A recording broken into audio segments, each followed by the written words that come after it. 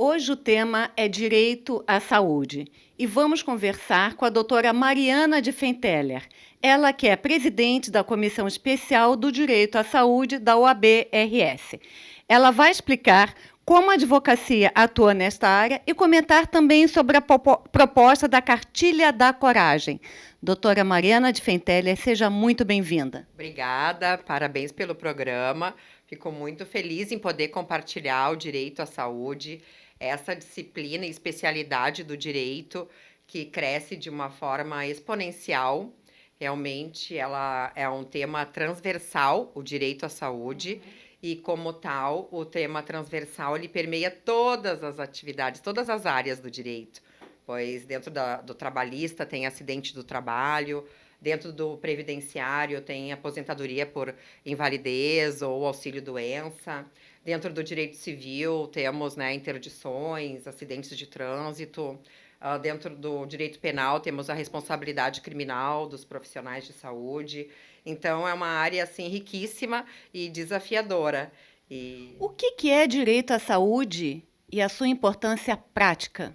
Ótima pergunta. Em geral, o pessoal atrela o direito à saúde às questões do direito médico e hospitalar. Realmente tem uma tônica muito grande essa abordagem, mas ela é muito além da medicina, porque são aí cerca de 19 áreas de saúde, né? Nós temos a fisioterapia, psicologia, terapia ocupacional. Então, são uma série de profissões que nós temos que então extrapolam as questões médicas e hospitalares. Mas as questões médicas e hospitalares são muito requeridas pelo acesso à saúde, exigir muitas vezes, né, medicamentos, procedimentos e por vezes não trafegam de uma forma tão harmônica dentro de um sistema único de saúde ou dentro da saúde suplementar, né, também conhecida como plano de saúde ou seguros, porque tem planos de saúde que funcionam nessa modalidade de seguro. E quais as principais formas de acesso à saúde, públicas e privadas? Hoje, né, no sentido de uma justiça multiportas, a gente tem o acesso à saúde através do método heterocompositivo, que exige um terceiro, que é a jurisdição, né? Entrar com uma ação, o processo. Existe também a arbitragem, onde um terceiro, se numa cláusula contratual tem prevista a cláusula de arbitragem, para que dirima, né, o conflito. E a gente tem hoje também um enfoque da justiça autocompositiva, que não é aquela que exige uma jurisdição, mas onde as próprias partes constroem uma solução para o problema. Então, nós temos a conciliação, a mediação, a negociação assistida, e todas as formas são de acesso à justiça. Claro que dentro do acesso à saúde, a gente sempre pensa, né? Eu ser atendido num hospital, mas eu já trouxe aqui algumas impressões para a gente ampliar um pouco essa expressão, porque uma coisa é o direito médico e hospitalar, outra coisa é o direito da saúde. O direito da saúde inclui o direito médico e hospitalar, mas vai muito além desse acesso tradicional, inclui então essas outras abordagens e dentro do acesso à justiça, para que ocorra a saúde através da justiça, a gente tem então os dois métodos que acabamos de conversar: o método autocompositivo e o heterocompositivo. Hétero, jurisdição, mediação, e autocompositivo, conciliação, mediação e negociação assistida. E existe diferença no tratamento jurídico entre os tratamentos públicos e privados? Em princípio, a gente trabalha sempre para desenvolver que não tenhamos essas iniquidades de acesso. Mas, obviamente, né, a gente não pode deixar de transmitir que são gargalos que têm tratamentos diferentes. Ambos visam tem a meta da saúde, do bem-estar, da Agenda 2030 da ONU, objetivo número 3 do milênio, bem-estar e saúde, mas na prática eles acabam tendo um tratamento diferente porque o Sistema Único de Saúde exige que a gente tenha um cartão, né, do cidadão, a gente é regulado por uma ou unidade básica de saúde, hospital público, às vezes pelo CRAS. E, diferentemente, a saúde suplementar, o plano de saúde, ele é de acordo com o contrato. Aí tem os hospitais credenciados, os médicos que a gente escolhe. No SUS, a gente não escolhe médico, a gente não escolhe hospital. A gente é regulado pelo sistema. Então, tem algumas diferenças, mas ambos têm o mesmo mote. E quando há erro médico, quais são as repercussões, as consequências? Exatamente, né? O erro médico, e leia-se médico, todas as áreas da saúde, pois pode ser um erro na psicologia, pode ser um erro na atividade da nutrição, pode ser um erro numa atividade da farmácia. Então, muitas vezes vamos, né, relativizar o termo do erro médico e estender ele um erro na prestação do serviço de saúde. É um termo técnico que a gente tem usado agora. Os desdobramentos destes danos, em geral, a gente tem 3 enfoques. Todo dano, né? Seja por ação ou por omissão, né? Por fazer algo ou por deixar de fazer. Então, os desdobramentos são civil, né? Numa ação de reparação de danos civis, por dano moral, material, lucros cessantes, dano estético, perda de uma chance, enfim, né? Os danos que temos, e danos em ricochete. E temos no direito penal uma possibilidade de levar o eventual dano, por ação ou omissão, para uma denúncia, né, que é uma notícia-crime, para também ter um desdobramento criminal, afinal de contas, houve, em princípio, um ato ilícito. E tem a terceiro desdobramento de um problema de saúde, que é o desdobramento ético-profissional, que são levados aos conselhos de saúde, seja os conselhos regionais de medicina, de odontologia, de fisioterapia, de psicologia, né, nas áreas da saúde, que já falamos que são várias.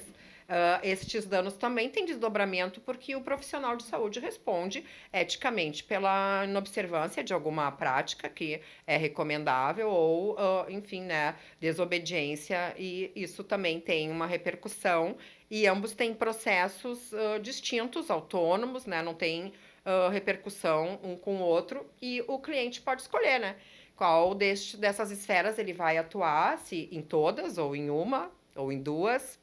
Mas a gente sempre coloca esse combo como uma dever informacional do profissional do direito, né? Dizer o que a pessoa assiste. Daí ela escolhe o que ela vai poder advogar para que se proteja, não só que isso não aconteça mais com outras pessoas, principalmente, mas que ela busque uma reparação. Afinal de contas, alguns erros realmente demandam gastos para as pessoas repararem, né? Claro. E quais áreas de estudo um advogado de saúde precisa ter além do direito? Bom, como dissemos, esse tema transversal e contemporâneo, que é o direito da saúde, exige esse cotejo com várias especialidades do direito, como já falamos aqui, né? Trabalhista, civil, penal, todas as áreas, né? O tributário, previdenciário. Da mesma forma, o profissional de saúde é convidado a desenvolver essa interdisciplinaridade, porque justamente quando nos colocam, né, uma situação, por vezes a gente pode estar sem querer a serviço de validar mais uma doença do que realmente buscar a saúde. Então, claro, quando a gente sempre fala da gente, né? Dificilmente do que o que a gente está dizendo, mas eu penso que é importante a gente estudar psicologia, direito, né, e filosofia, porque isso abre um pouco a cabeça e tira a gente um pouco dessa zona de conforto, né, do direito.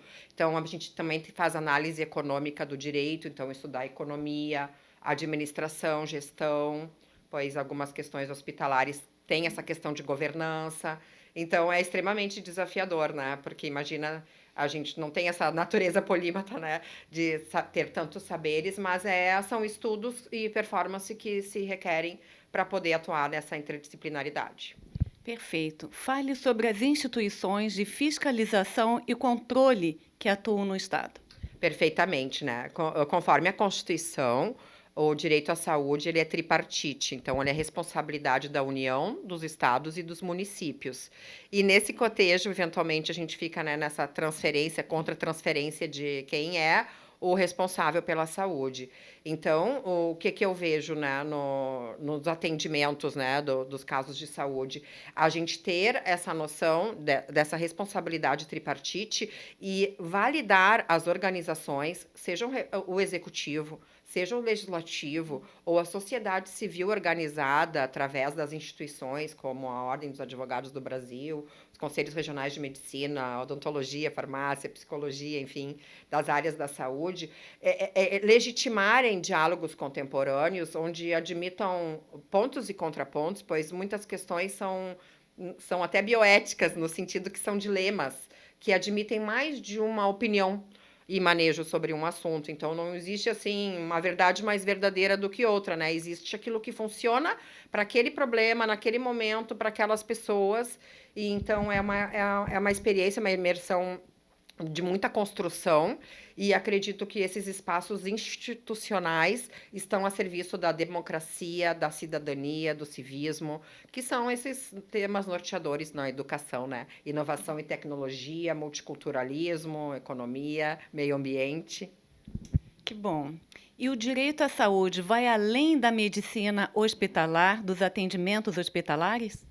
Entendo que sim, né? A gente vem de uma cultura onde se tem, às vezes me questiono, né, como gosto de filosofar, se o direito da saúde não deveria ser chamado de direito da doença, porque a gente fixa bastante na doença e é importante, é um viés.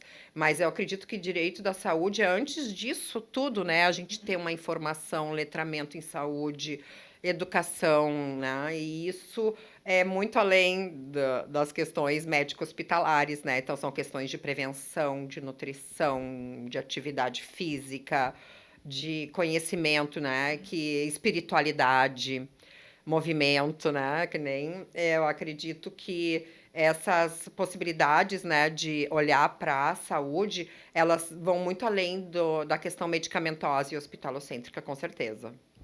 Como você vê as práticas integrativas e complementares de saúde, as PICs, no Estado? Sou muito afeta das PICs. A gente sabe que as práticas integrativas e complementares de saúde, elas sofrem um pouco de preconceito, creio que por uma falta talvez da gente divulgar mais esse letramento e perceber que hoje coabitam, né, várias possibilidades. A gente tem essa cultura mais do tratamento médico, o tradicional, mas hoje sob a ótica de uma saúde, de um holismo, né, da integrativa, inteiro, integral, essas abordagens das práticas integrativas e complementares, elas são regulamentadas, inclusive algumas são até políticas públicas dentro do Sistema Único de Saúde e oferecidas na saúde suplementar, que entra aí a medicina tradicional chinesa, a quiropraxia, constelações familiares, danças sagradas, enfim, são tantas PICs hoje, né? Reiki, aromaterapia,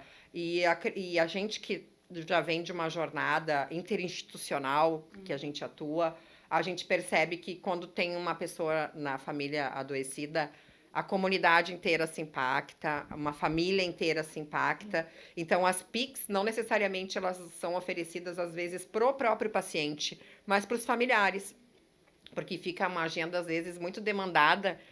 Eventualmente, por exemplo, eu atuo lá no Instituto do Câncer Infantil, e eventualmente eu vejo a criança com uma agenda bem intensa, assim, de mais hospital e médico, e eu fico, poxa, vamos uma equinoterapia, vamos trazer uma outra abordagem, um outro mundo para ela ter uma agenda assim mais aberta, assim, para não ficar tão pesado, né? Esses ambientes, eles são mais hostis, né, de saúde. Então, eu acredito que isso coabita, sabe? A gente não precisa escolher o Inter, o Grêmio, o certo e o errado. Existe, eu acredito, um caminho do meio onde todo mundo converge, onde todo mundo vai consentir que aquilo ali é possível e que nós não estamos falando que não funciona um tratamento tradicional de saúde. A gente só está introduzindo novos agentes, novos elementos para a gente ampliar esse rol de possibilidades e tratamentos e escolhas. Particularmente, já experimentei algumas PICs, até para poder ver, né, como que a gente se sentia. E eu realmente não lembro de ter saído de uma pior do que entrei, sabe? Eu realmente me senti melhor, me senti mais leve. E eu acredito também não só naquilo que a gente fala e pensa, mas naquilo que a gente sente, né? E eu sinto realmente isso. Muito obrigada, doutora Mariana de Fenteler, por ter trazido um tema de tanta importância e tão sensível, e que a Cartilha da Coragem sirva de inspiração para outros colegas da área da saúde. Obrigada. Muito obrigada.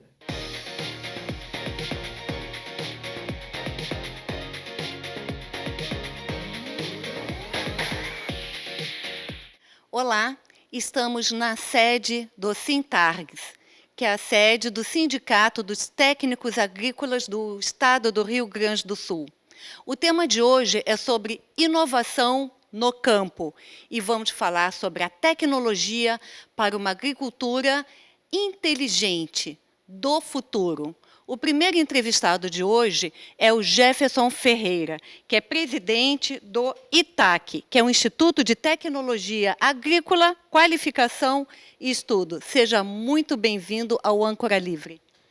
Obrigado, Terezinha, por esse espaço que vocês estão nos oferecendo através do programa Âncora Livre e para a gente poder falar um pouquinho aqui do Instituto, que é muito importante. Obrigada, e gostaria de saber inicialmente o que é o ITAC e quais os principais objetivos. O ITAC ele é uma entidade sem fins lucrativos que ele foi criado com o objetivo de qualificar o profissional, de desenvolver projetos e de trazer novas práticas sustentáveis para a agricultura. Perfeito. E como é que a gente pode conectar a agricultura à tecnologia? Hoje, a tecnologia ela chega com um avanço muito grande ao campo. Se nós olharmos hoje para as máquinas que estão chegando, elas vêm assim numa evolução muito rápida. Então, nesse sentido que a gente está buscando integrar o operador ou o executor da atividade no campo junto com essa máquina. Para isso que a gente trabalha muito forte na qualificação desse agente no campo. Ótimo. E o que significa a agricultura do futuro? O que significa essa expressão? A agricultura do futuro é uma agricultura que está chegando com novas tecnologias. Embora a gente já tenha tecnologia no campo, se nós pensarmos hoje, toda a ferramenta que a gente usa no campo hoje ela é tecnológica. Mas cada vez mais a gente ouve falar em tecnologia como IoT e outros setores que estão trazendo programações avançadas, que são ligadas via satélites. Então, em cima dessa agricultura que a gente está trabalhando, por isso que se diz integração da agricultura do futuro. É uma agricultura que cada vez mais vai estar informatizada, vai estar tecnificada, vai estar ligada com os satélites. Tudo que a gente fizer no campo, ela vai ter um enfoque de tecnologia. Medir dados, trazer informações em tempos reais, tudo isso estará nesse conjunto. E também falando da questão da inteligência artificial, que ela está entrando muito forte no campo hoje. E como é que funciona esta linguagem da máquina para a produção agrícola?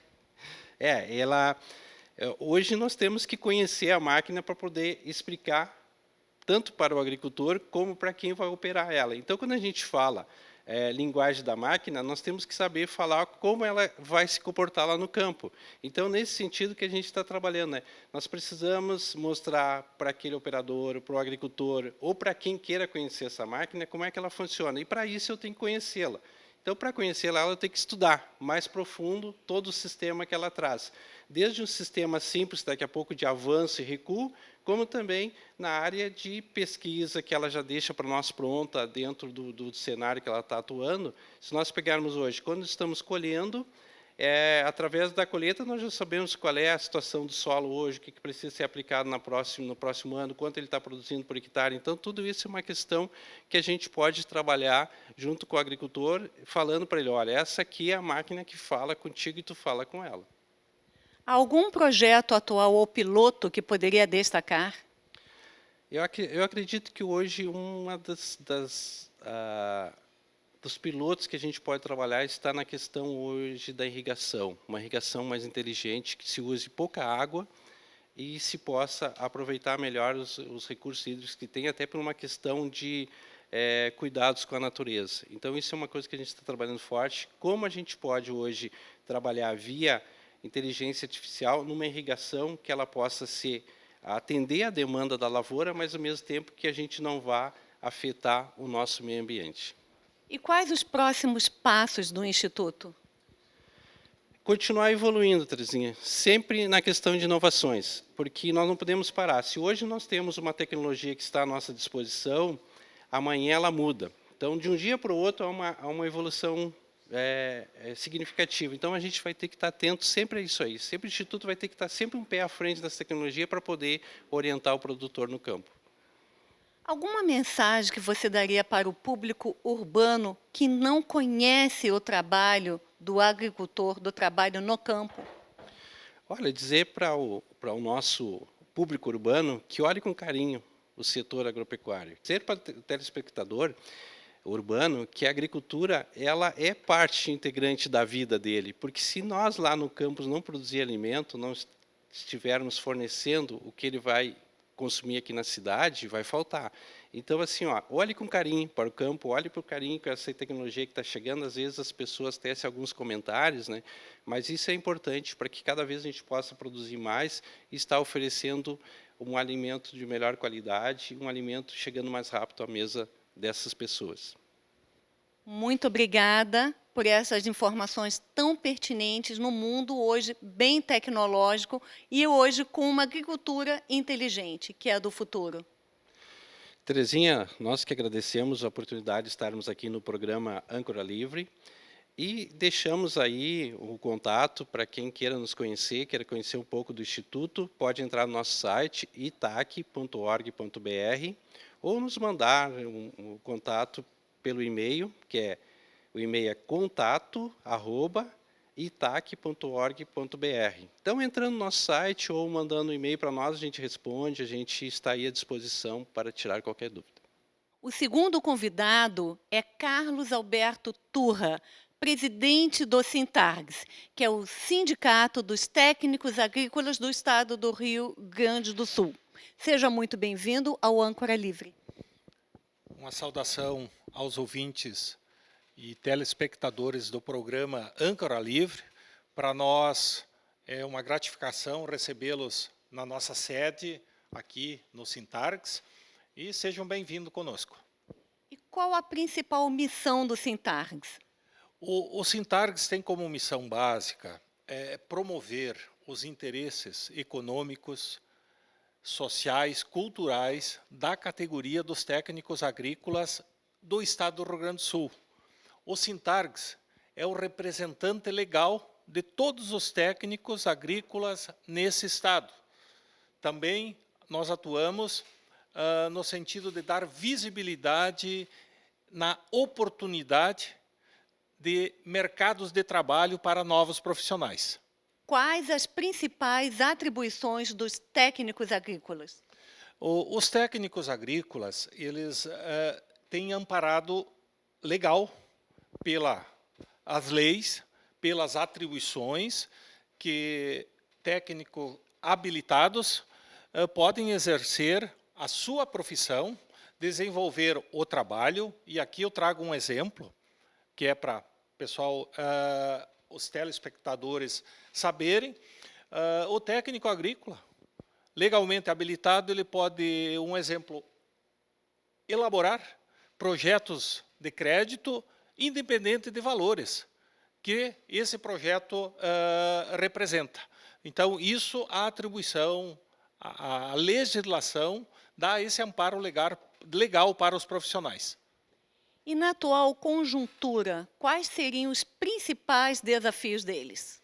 Bom, sem dúvida, um dos desafios é a questão ligado principalmente à preparação para a mudança extrema, a questão climática, os eventos climáticos, e sobre isso é importante nós destacarmos aqui que o Sintargs, há mais de década, tem como lema lá a gota da água, que trabalha a questão da vida, da sobrevivência, cuidando da terra e da água. Esse é o lema do Sintargs. Então, além dos desafios que nós temos, a capacitação contínua dos profissionais, principalmente a valorização de todas as esferas, dos agentes que trabalham tanto no poder público, que envolve Estado, municípios, esferas estaduais, federais, municipais, empresas privadas, as cooperativas, seja na área de produção, na área de crédito, e também técnicos atuando na extensão rural aqui do Estado através da ASCAR. Ótimo. Fale sobre a valorização do conhecimento técnico. Bom, a questão da valorização, o Sintargs tem buscado muita presença no sentido de oportunizar a profissionalização. O profissional hoje, ele é visto, ele traz resultado para a sociedade, mas ele tem que caminhar nesse rumo, nessa linha, nesse eixo de qualificação. Por isso, a importância de nós, quanto entidade Sintargs, apoiarmos a criação do Instituto, que tem esse viés voltado na qualificação dos profissionais técnicos agrícolas e demais envolvidos, instituições, empresas, que dão todo o aparato legal para nós avançarmos nessa área que é tão importante na questão da inovação e tecnologia. Quais as pautas prioritárias do Sintargs atualmente? Bom, sem dúvida, a gente tem focado a nossa gestão, e quando eu falo em gestão, nós somos um time aqui. O Sintargs, nossa gestão são 50 profissionais que fazem parte da gestão. Estamos com técnico praticamente em todos os municípios do estado. Temos presença de técnicos agrícolas nos 497 municípios do estado, isso é um ponto importante. Os profissionais estão na ponta, por mais que alguns estão em outras áreas, inclusive avanço com cargos de chefia, em outros departamentos, inclusive políticos, enfim. Se nós olharmos aonde os técnicos estão, nós estamos com uma representação muito boa. E na última feira, e eu gostaria de colocar aqui na Expo Inter, que é uma feira na qual a gente tem priorizado também a participação dos Sintargs nesses grandes eventos. Na Expo Inter nós tínhamos uma faixa na frente da nossa casa lá, onde tinha uma informação assim: nós somos 45 mil profissionais do estado. Então, isso aí fez com... Participação efetiva na Expo Inter, então? Na Expo Inter, na Expo Direto, nas Expo Agro, eu falo Expo Agro Rio Pardo, Expo Agro Cotricampo, lá em Campo Novo. Então, o Sintargs estava participando, valorizando, porque é nesses espaços que ali está o trabalho do técnico. E nós, como entidade, nós temos que ir lá dar um abraço no colega, fazer um elogio para aquilo que ele está fazendo, porque ele está se dedicando muitas vezes fora de horário, e é o exemplo que nós temos aqui, junto à Expo Inter, os colegas ficando, pernoitando, deixando família nos seus municípios, e vindo aqui trazer um trabalho e gerar resultado para o estado. Ótimo. E qual mensagem poderia dar a esses profissionais? O Sintargs está de portas abertas. Como entidade representativa, o Sintargs está de portas abertas para todos os profissionais, sem dúvida. Nós, junto, eu tenho certeza, com esse grupo da diretoria e com todos esses profissionais que atuam nas mais diferentes áreas, nós contribuímos, sim, com o desenvolvimento, principalmente econômico, social, em todas as propriedades, seja na pequena, na média ou na grande propriedade. Então, isso nos gratifica e nos faz com que cada vez mais a gente possa avançar, buscando sempre, lá na ponta, o resultado. Agradeço ao Carlos Alberto Turra, diretamente aqui do Sintargs, por ter compartilhado as suas ideias e conhecimentos sobre o campo. O programa Âncora Livre tem como principal objetivo colocar a notícia em movimento. O nosso muito obrigado ao colega Fabiano Brasil, do POU Streaming, por acreditar no nosso trabalho. E também o nosso muito obrigado aos telespectadores pela audiência.